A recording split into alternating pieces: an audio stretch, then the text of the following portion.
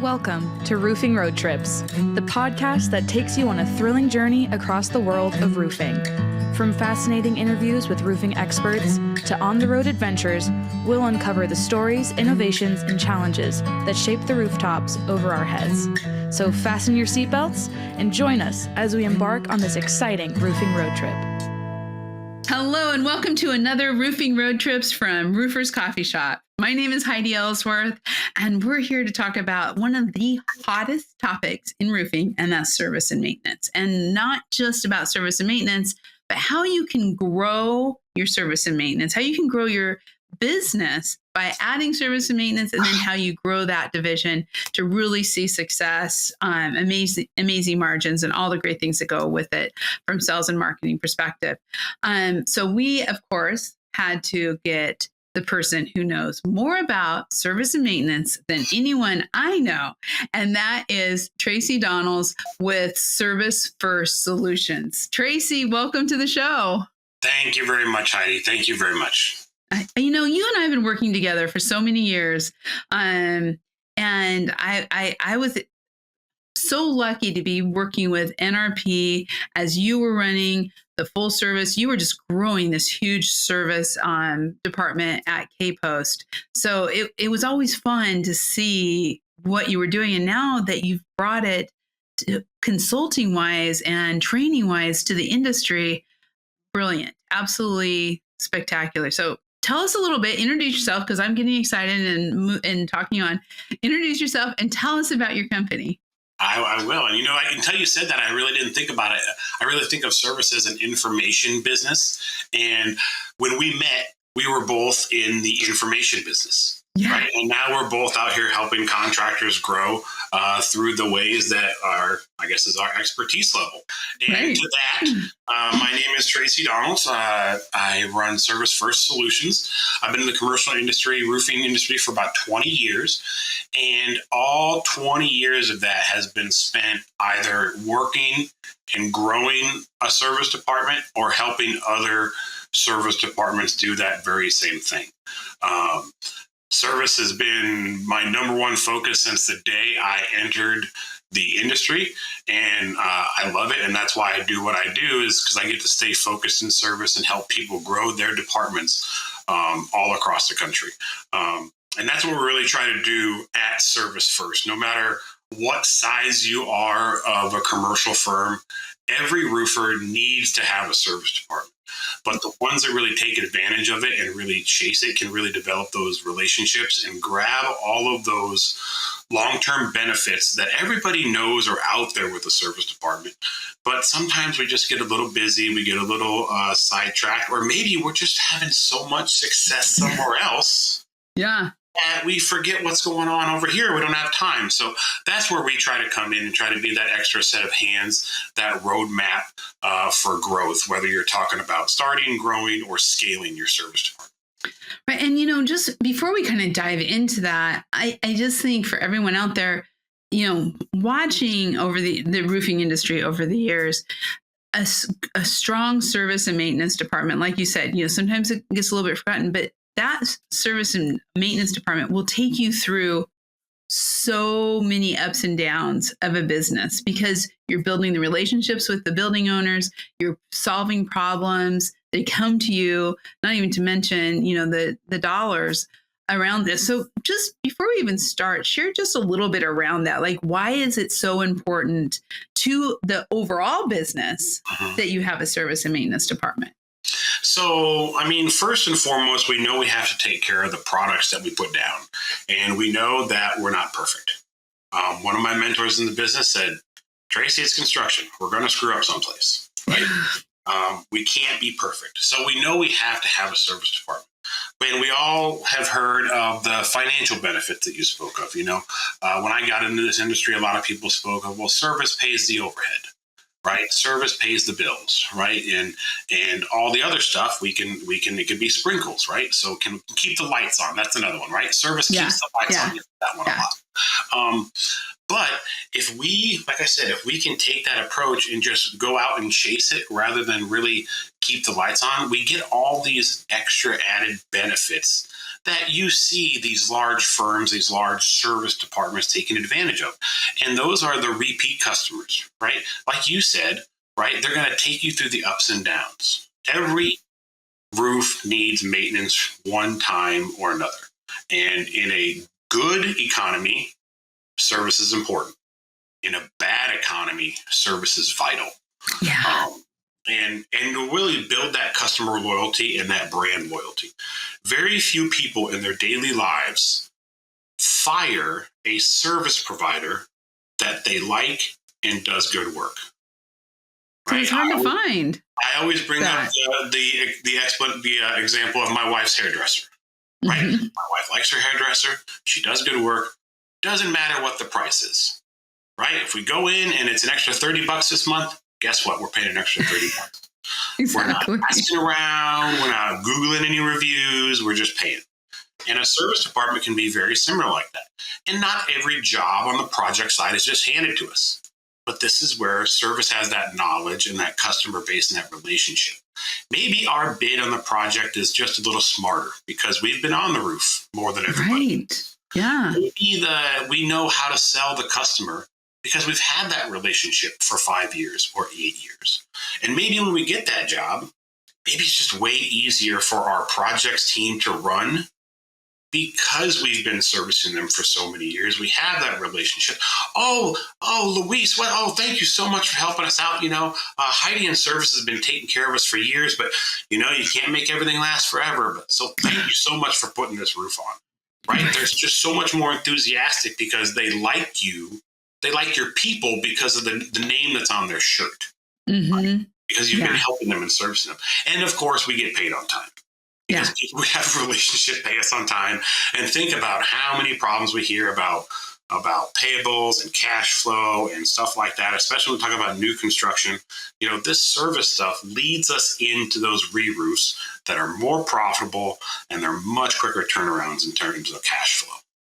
I love it. It's so true. So, okay, as the contractors are out there looking at this and kind of figuring out what they're going to do, let's start out with, can you walk us through the structure of some of the small roofing teams that are out there right now?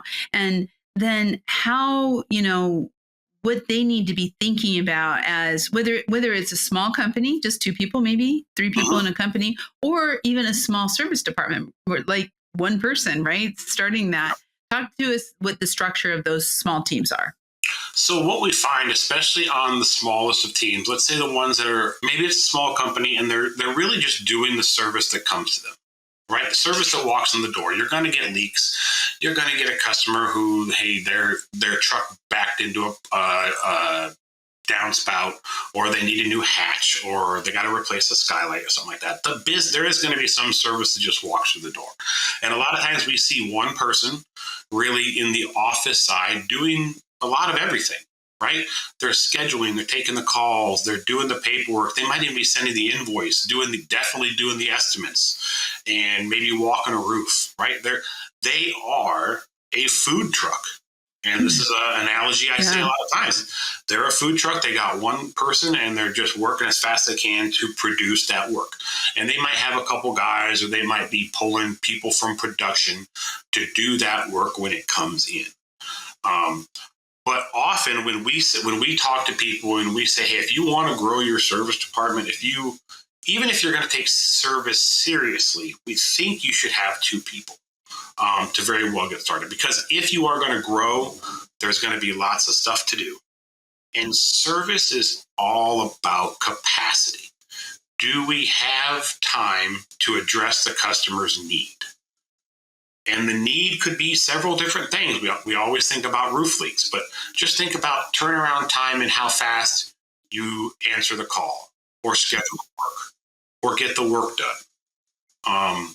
When I was trained in this industry, too many people, when the phones are ringing off the hook and everybody's got leaks, they'd say, okay, thank you very much. We have your information. We'll call you when we get you on the schedule. Well, that's awful. I know. It is awful. I want to know when. When I call my HVAC company, sweet Barbara, who knows nothing about fixing air conditioners, says, thank you very much, Tracey. We've got you on call for Thursday at 9:30. Right? Or it might be 2 weeks from today at 10 o'clock. right? But at least then I have my expectations, right? They're taking care of my need at the time, which is to say, hey, I have an issue and I need this be reported. So we really stress to focus on have 2 people on the team because there's going to be a lot of things to do. And when we think about the things that we are going to be doing, very rarely will we find one person that excels at all of it.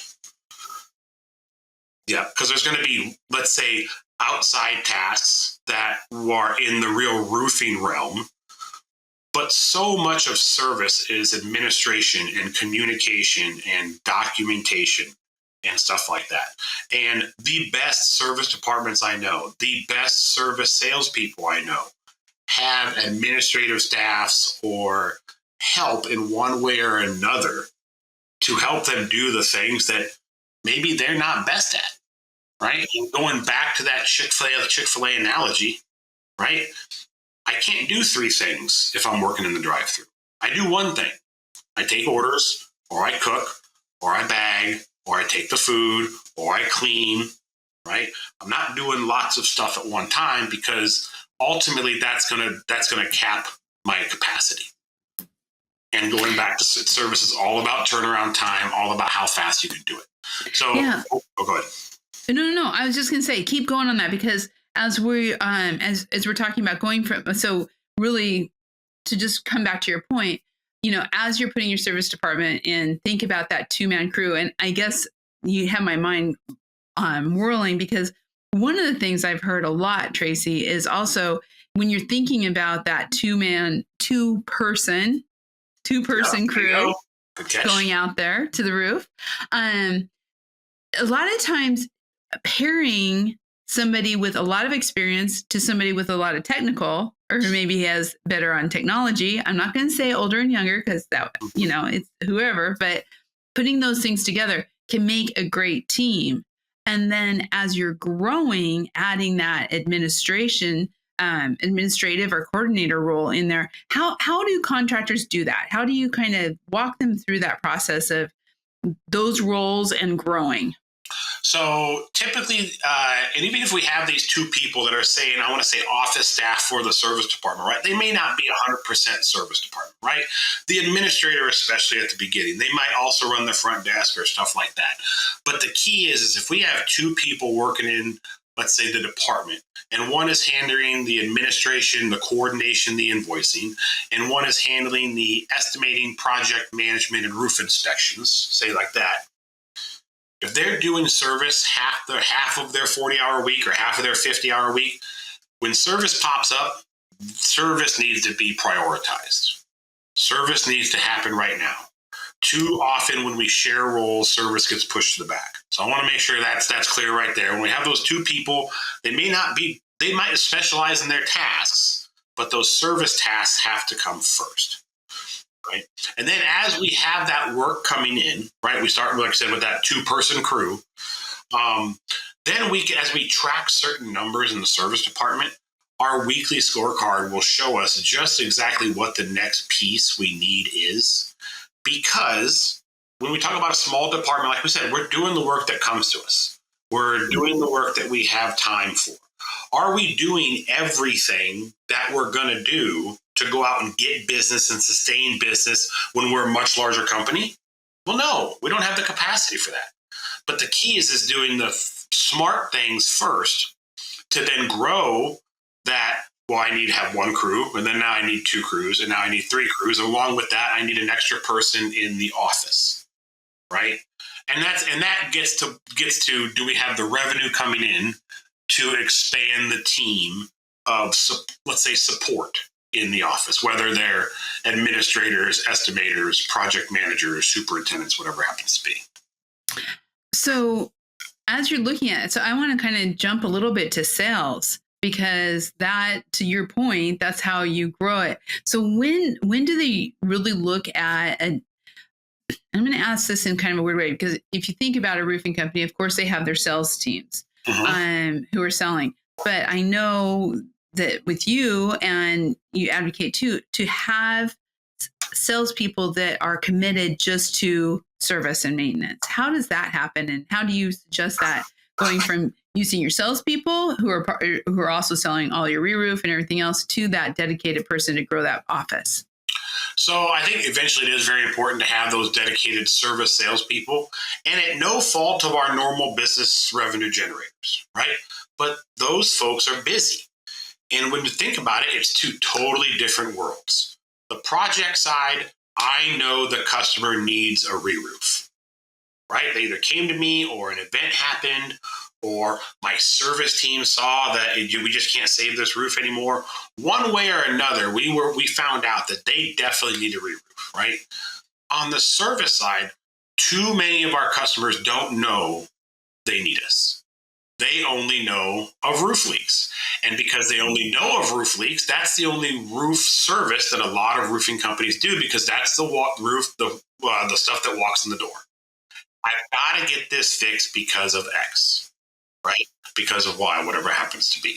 But the very first things we want to start, let's say, proposing to our customers to grow that revenue, when we work with smaller companies especially, is one, field recommendations following those roof leaks. We came out, we addressed the roof leak. It's going to be $800, but we saw 4 other things that we think are going to leak within the next year, and we can fix those for, let's make up a number, $1,600. Yeah. Right? Well, oh no, I don't have $1,600 right now. I can't afford it. No problem, Mr. Customer. You know an average roof leak costs you $800. So I'll wait for these 4 to leak over the course of the next 12 months. I will bill you $3,200 to fix them. You'll be happy to pay me to do it. But you also have interruptions in your business. You might have some stained ceiling tiles. If you don't want to write me a check $1,200 right now to save you $2,000 plus all the extra time, I totally understand. But when you go through the numbers, it really starts to make sense, right? So that first one is the field recommendations, and the second one is a preventive maintenance program. And that's another really, really hot topic in the industry right now, is that recurring revenue, that repeat business, that stuff that is filed away for next year. We have our customers on our preventive maintenance programs. We can go out and kind of visit them whenever we want because we've already sold them on a plan. A plan that saves them money, is easy to understand, and is easy for us to track and process. That makes so much sense, and it is hot. I mean, and it, for building owners, being able to do better planning, and what they're going to do instead of being hit sideways when things fail or a catastrophe happens, or snow, or whatever it may be. You know, we're going to snow, to have that preventative maintenance and having somebody who you know is going to take care of your roof during the big snowfalls, pretty important. I was talking to a customer today in Kansas that the insurance providers in Kansas are offering a discount on your insurance if you have a preventive maintenance plan on your roof. Wow. Right? I was talking to a customer in California that said there are certain insurance companies that were just saying, if you want insurance, this roof might be 22 years old and might be fine, but it doesn't have a warranty. So you're going to need to go get a roof with a warranty. Right? Yeah. And if you think about the 2 things I talked about, the way to grow that revenue, we didn't go out and kind of get any new customers, right? We recommended work on existing leak calls and preventive maintenance plans on existing buildings we're working with, or roofs that we've put the roof on. We have it under warranty, but we haven't heard from it in 7 years, right? Yeah. Either one of these things takes people necessarily getting out of the office to sell. And again, that's key because we don't have the capacity to do everything. Would we love to go out and do lunch and learns and do a job fair and all kinds of stuff? Well, yeah, but I've got 4 people on staff. I can't do that. So what are the easy things I can do? When you think about your CRM or your files, whatever they may be, right there is huge amounts of potential of opportunities to sell, and just getting on the phone, building those relationships. And your current salespeople, it really helps them too, because now they have something else to talk about and something else to offer. So as you're putting all this together, so let's, you mentioned this earlier, and I think this is really important for us to talk about, is for the service departments, no matter how small, if it's one person growing to, huge, is to really develop scorecards and KPIs, key performance indicators, to help really guide the quality and the performance, but also the growth. Talk about that. Yeah, I think it's incredibly important. I'm going to go back to Chick-fil-A again because I do it all the time. So it's an easy analogy. When the Chick-fil-A is super busy, it's easy to see.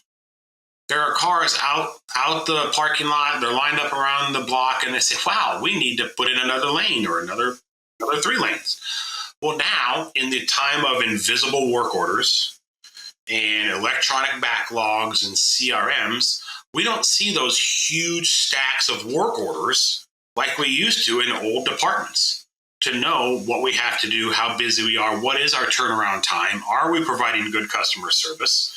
You know, when I got started and I knew I had to bring in an extra table to hold all the work orders, I knew I wasn't providing very good service, right? But now, if it's in a system, if we don't have a way to track it, we may lose track of that. We may not know.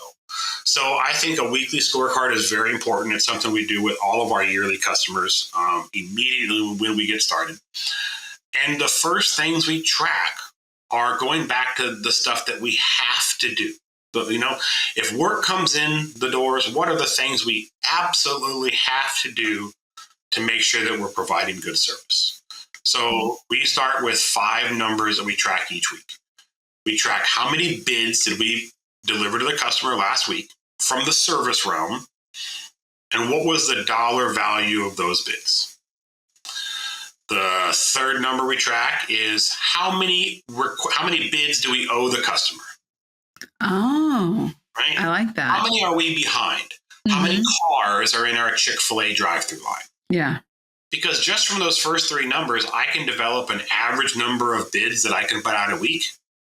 And if I know at all times how many I owe the customer, if I know I can get out 10 a week and I owe the customers 20, I'm 2 weeks behind. If I only owe them 5, I'm only a couple days behind on average, right? Is it going to work out every time? No. But service, that numbers work out, the averages, it's amazing. The more units you get in there, the more you get to those good averages. The other numbers we track is how much work do we have approved that hasn't been completed yet? Because again, we want to know what is our turnaround time. If somebody calls and they have something that's broken, how long is it going to take us to fix it? Yeah. Right? If I call the air conditioning company in July, because my air conditioning is broken in Dallas, Texas, and they say, well, we got openings in 5 weeks, I say, well, I got other phone numbers I can call. Because 5 weeks ain't going to work. Right. Exactly. You go someplace else. And that's a sticky point. A lot of roofing owners like huge backlogs, right? Projects, that's fine. It's all dated. We know when we're going to build it. We know when it's going to re-roof and all that kind of stuff like that. Every service job that gets approved, they want it done right away because something's already broken. They're ready to spend the money now. That's exactly. Yeah. So backlog is important because it's okay to have a couple weeks of backlog, but we don't want to have 15, 16, right? And then the last thing is the invoicing, right? How many invoices do we owe the customer? That is unfortunately a sticking point in service as well, because we have these poor administrators that are working on small departments or small companies, so they're wearing a lot of hats. And we have to take the incoming calls. We have to schedule the work order. Right? We have to do these other tasks that are involved in the projects and answering the phones at the front desk. But the invoicing, when I get time, when I have time, that invoice will be there and I can send it out. Right? And if we went to go get our Chick-fil-A and they said, here's your 2 bags of food, whenever we get a chance, we'll send you a bill. You'd be like, how do you guys make any money whatsoever? It must be horribly difficult to collect this money. And think about what most companies have trouble with, service collections, right? But if we were to invoice them the same day or the next business day, it's amazing how much easier those collections get. So those are the 5 numbers we really watch, because those are the 5 beginning numbers that will start to tell us, when do we need more capacity for estimating? When do we need more capacity to actually get work done because our customers are waiting too long? We need more capacity for invoicing. And eventually we add other numbers on there about superintendent site visits, safety checks, field recommendations that are coming in per week, all kinds of different stuff. I'm a big believer that everybody has a number. Yeah, everybody has a number. Everybody has. Yeah, it keeps you honest. It just does. So, okay, for companies that are starting, I want to talk about companies that don't have a service department right now, and just talk a little bit about what they should be doing. I mean, we've talked about go talk to your current customers. Here's the things you're doing, but is it going to be a special team? Is it going to be a special truck? Is there different ways to do it? Kind of just walk through a little bit, Tracey, on as people are looking at this going into the new year, what are some of the things that they should be, some of the givens that have to happen when starting a new service department? Right. Well, I do think they have to be separate. And I don't mean as a separate company or separate building, or even like I said, I mean, ultimately, right, if we work in the service department, we do service, right? But we don't want, let's say for our office, or let's say our service coordinator, let's say we only have 20 hours of work a week for a service coordinator. We need that 20 hours to be done by the same person every week and be prioritized. We don't want multiple people doing the same thing unless that's all they do. Good example is service estimating. This is the one that always gets me. I don't want my 8 project estimators also bidding service because they'll bid service when they have time. I'd much rather have one service estimator and all he does is process all the service bids that come in because they're quick, they're in, they're out, It's time related. If I'm a project estimator and I'm an estimator, I sell service, I bid service too. Well, the boss is going to know if I didn't get the $500,000 re-roof bid out tomorrow. And he's going to know that a $3 million opportunity came in and he needs me to jump on it right away. He may not even know that I have 5 customers waiting for repair bids on stuff that is leaking now and it's their issue right now. If we take care of that issue, they're just going to keep coming back to us. So that's where I really think it has to be a dedicated people, right? Doesn't have to mean I have to be doing that all 40 hours of the week, but I handle those service opportunities. And they take priority. And they take priority. But yes, if you think about it, you're going to have a special crew. You're going to have special trucks because we need to be more prepared. A team that shows up to build a house is totally different than a team that shows up to repair a house, right? And especially when we think about leaks, we don't know what we're walking into. We don't know what kind of roof it is. We may have to carry a lot of different things. So yes, ultimately, I think everything is specialized. And if you think about it, the easy, I think, analogy is sheet metal. Yeah. Almost every projects department, these guys, but then the sheet metal crew comes in, or the sheet metal estimator, or the sheet metal superintendent, right? Service is the exact same way. Service, it's just it's a special discipline, and it's not roofing. It's communication and documentation. So when you're talking about, we have the contractors who are starting their service and maintenance, but you also have a number of out there who have service and maintenance, but maybe they haven't been in the growth mentality, right? They haven't really been thinking about focusing on growing and getting the right team for growth. What's some of your advice on building a growth mentality team that is going to help take your service to that next level? Yeah, we see that a lot with established companies, especially in, let's say, large cities, right? They might be a $60 or $70 million roofing company, and they're doing $3 million in service. They're not really sure how, right?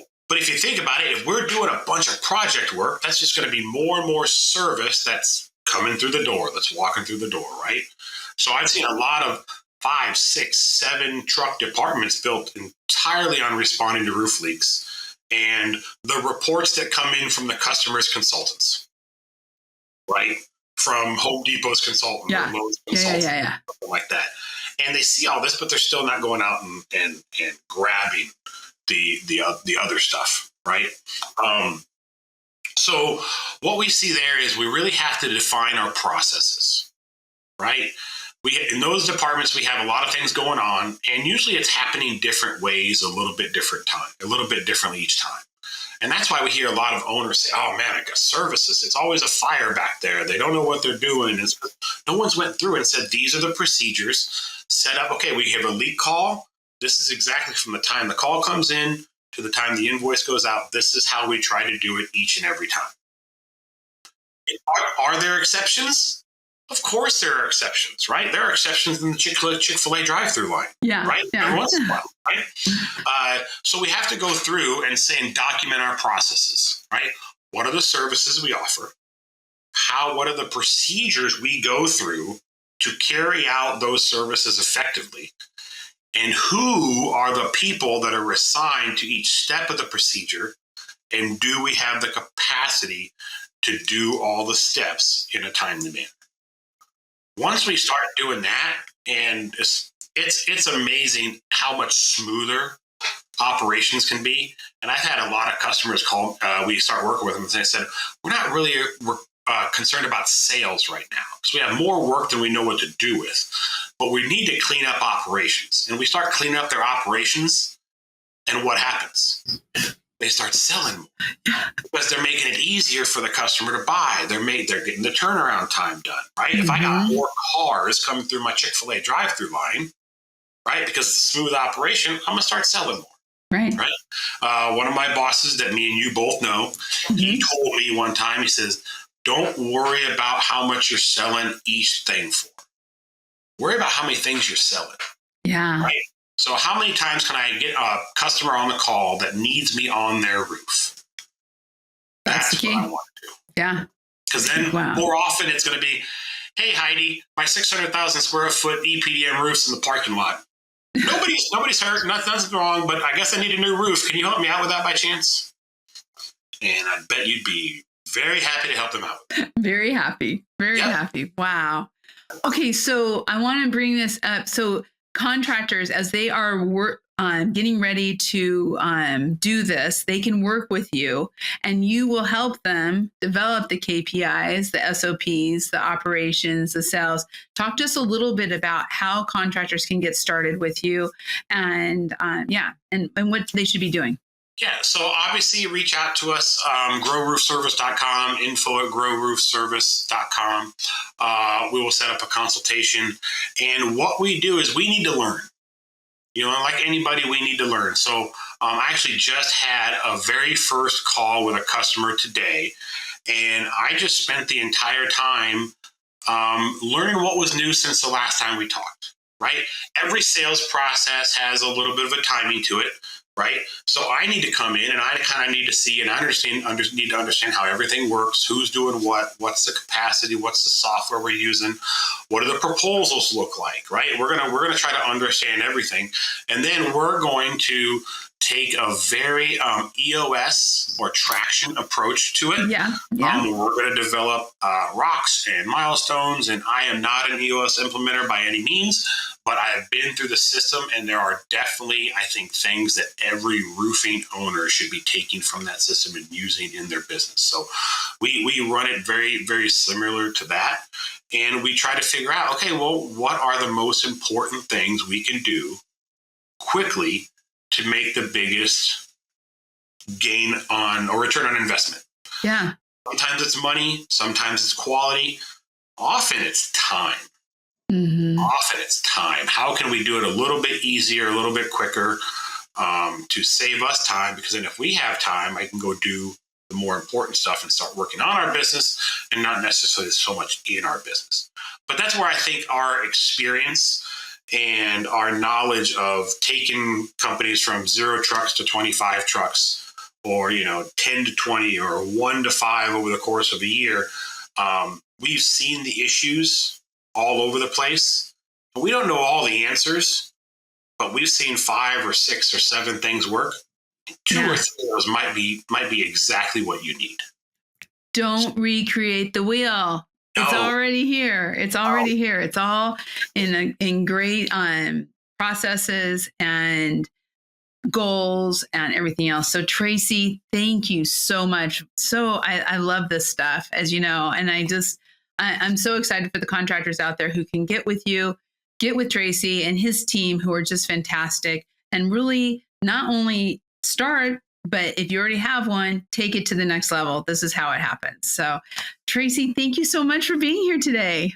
Thank you so much, Heidi, and I hope you have a fantastic holiday season. I hope you're on your last trip of the year, hopefully. Yes, I am. And at Roofing Road Trips, here we are. But yeah, looking forward to the holidays. And really, for the gift that you should all be giving yourselves is a call and a consultation with Tracey going into 2025. It will make all the difference for your business.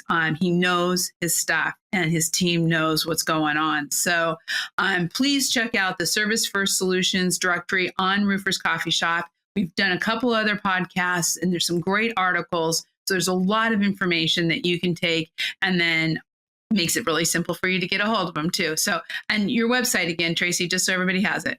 growroofservice.com. Our website is exactly what we do. I love it. I love it. Well, thank you again. Have a great holiday. Thank you so much, Heidi. Thank you. And thank you all for listening. Please check out the directory for Service First Solutions. You can get all the information you want there. Also, check out all of our podcasts under the Read, Listen, Watch navigation on Roofers Coffee Shop under Roofing Road Trips or on your favorite podcast channel. Be sure to subscribe and hit those notifications so you don't miss a single episode. We will be seeing you again soon on Roofing Road Trips. If you've enjoyed the ride, don't forget to hit that subscribe button and join us on every roofing adventure. Make sure to visit rooferscoffeeshop.com to learn more. Thanks for tuning in, and we'll catch you on the next Roofing Road Trip.